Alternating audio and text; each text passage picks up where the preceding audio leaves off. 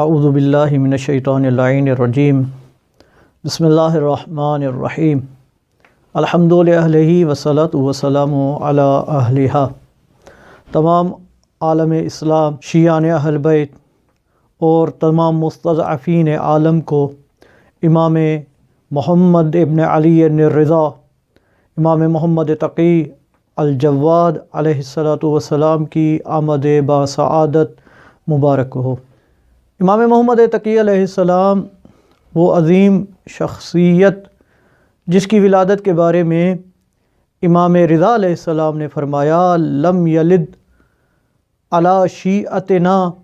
اعظم برکت منہ۔ ایک اور جگہ پر فرمایا کہ لم یلد علی الاسلام مولود اعظم برکت منہ، کہ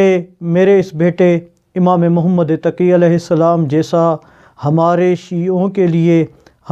پورے عالم اسلام کے لیے ایسا کوئی عظیم برکتوں والا، شرافتوں والا مولود پیدا ہی نہیں ہوا۔ امام علیہ السلام کی ولادت بسعادت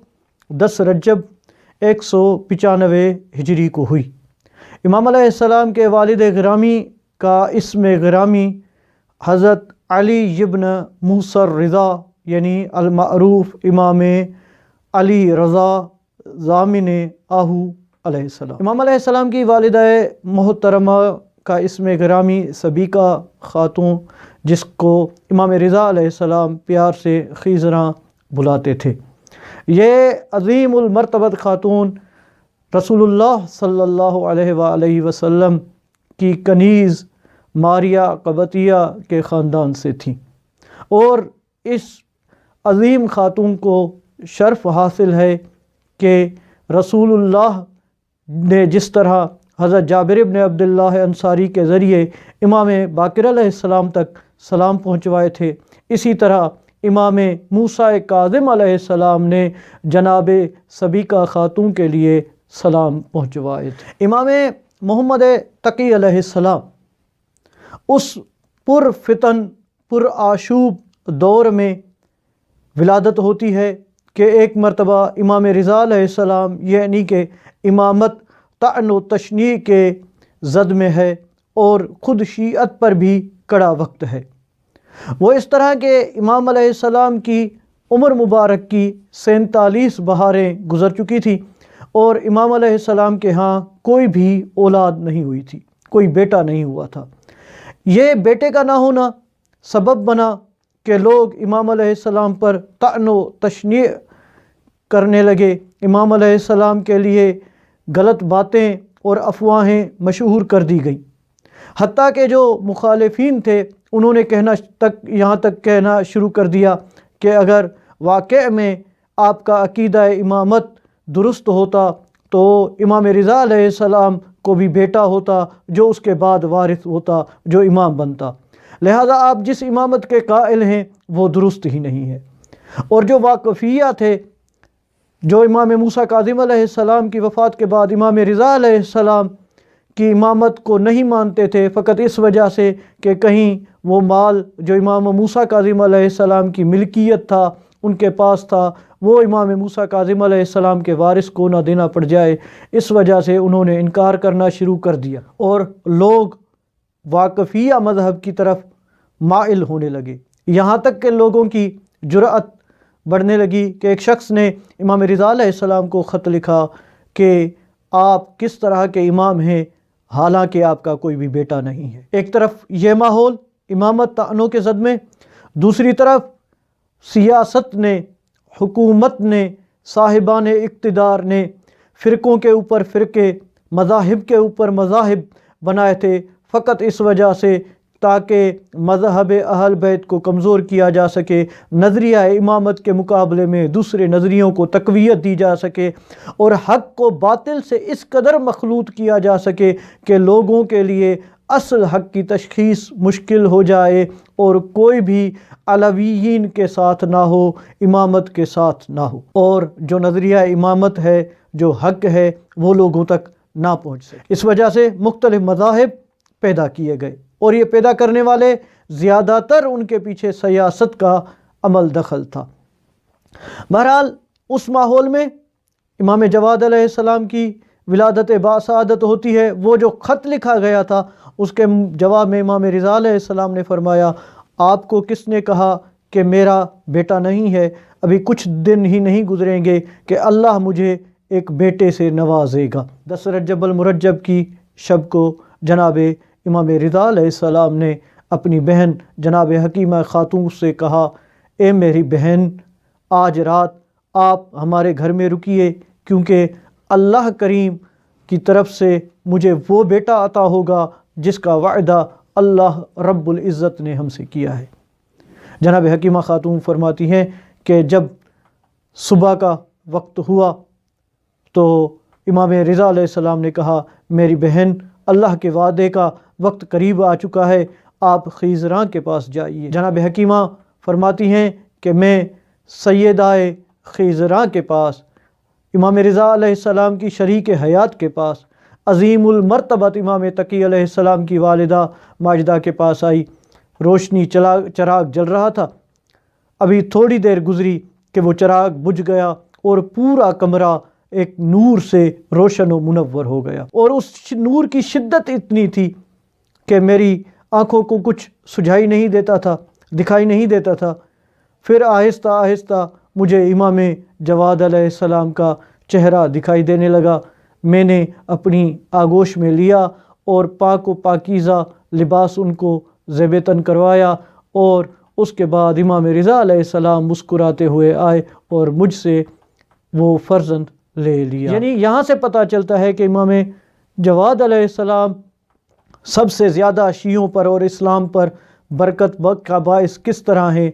شرافت کا باعث کس طرح ہے، عظیم نعمت کس طرح ہے کہ امام علیہ السلام کی ذات گرامی وہ ذات ہے جس کے ذریعے امامت پر اٹھنے والے تمام طعن و تشنیع اور جو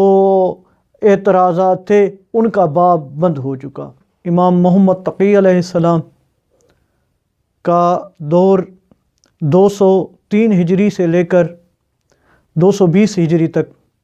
17 سال پر محیط ہے، زمانہ امامت 17 سال پر،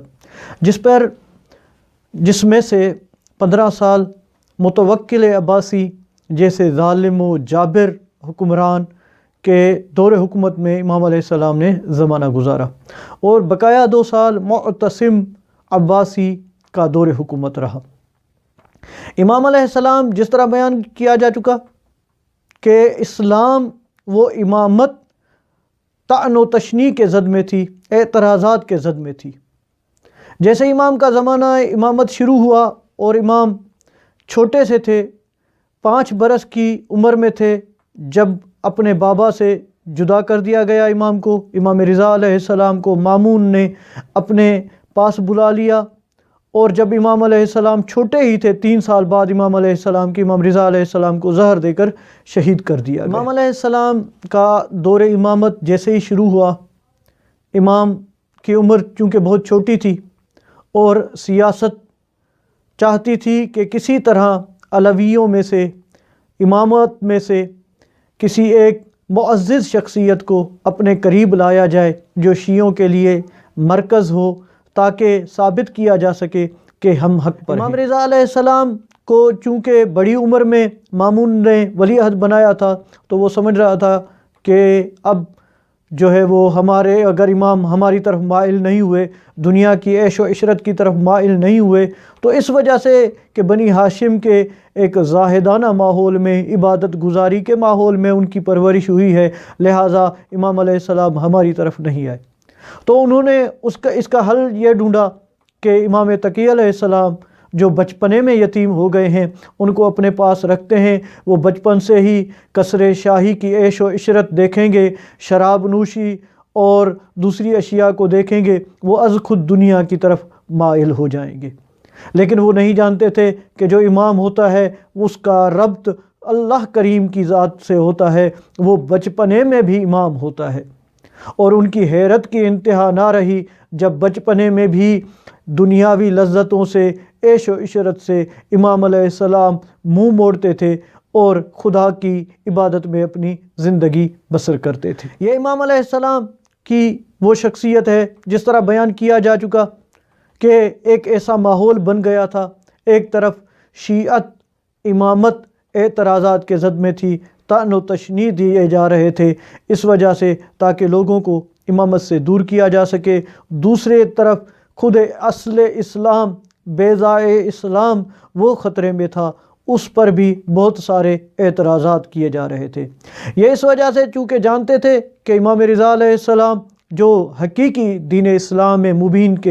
دین مبین اسلام کے وارث ہیں، وہ اس دنیا میں نہیں رہے، اب اس دین کا دفاع کون کرے گا، اور ہمارا جس طرح دل چاہے گا اس طرح کریں گے اور لوگوں کو نظریہ امامت سے، حقیقی اسلام سے دور کر کے اپنی سیاست کو چمکاتے رہیں گے، اپنے سیاسی مفادات حاصل کرتے رہیں گے۔ لہٰذا یہاں پر امام علیہ السلام نے بنیادی طور پر دو کام کیے،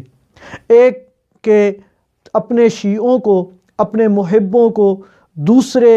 عقائد رکھنے والوں سے، باطل عقائد رکھنے والوں سے دور رکھا،